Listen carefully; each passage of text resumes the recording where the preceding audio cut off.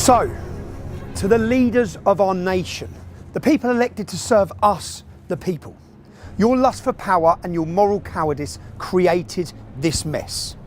Without pride or confidence in our nation, you cower in fear and you facilitate every ideology that comes along. You took the knee to the Marxists of Black Lives Matter. You embraced immorality of the transgender movement. You watch as men dressed as women read to primary school children and pump sexualised material into their little minds. You drank the Kool-Aid on climate change when Nobel Prize winning scientists say it's bullshit. And you cower like cowards before Islam. These ideologies seek to tear down our society, our culture and our heritage. You are paralysed with fear, or you join them out of the fear of what might happen if you don't.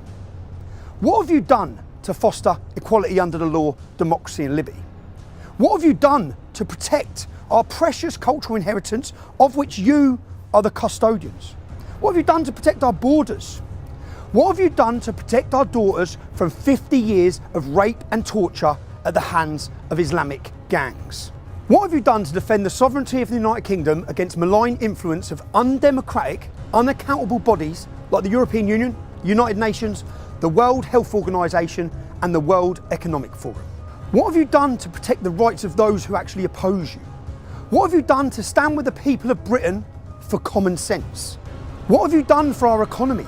You set fire to the house, now you want credit for trying to put out that fire. What have you done to educate our children? You've poisoned their minds with evil nonsense. You have done nothing at all. In your lust for power, you seek to take our freedoms. And in your moral cowardice, you failed to speak out and stand against the evil ideologies that want to wreak havoc on our beautiful country. You underestimate the human spirit. We are a free people. You cannot take that freedom away. We will fight you to preserve it, and our love for freedom will always conquer your lust for power. Your tyranny will fail. And as for the rest of us, the people of Great Britain, we are perilously close to becoming a totalitarian state. We already have two-tier policing, a politicised judiciary and controlled media. They take money to push narratives. Resistance to the narrative is costly, and the more costly it becomes, the fewer people will speak out. And despite the appearance of a liberal society, our democracies, our cultural inheritance, our real equality and democracy, and our liberty, they are crumbling before our eyes. If Western governments learned anything in recent years, they've learned that fear is an effective tool of control. And many people appear willing to give up their freedoms for a promise of safety, or even just a little extra convenience. And by the way, the totalitarian state will try and displace all previous traditions, and it will try to redefine reality itself. This totalitarianism demands we all embrace a set of so-called progressive beliefs, which are in fact incompatible with reality.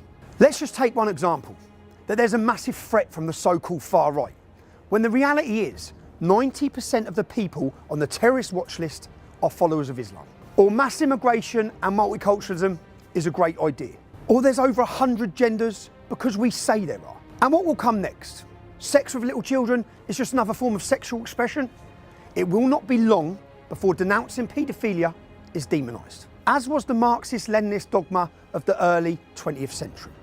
Lonely, hopeless, angry people who have given up on our leaders, and who can blame them?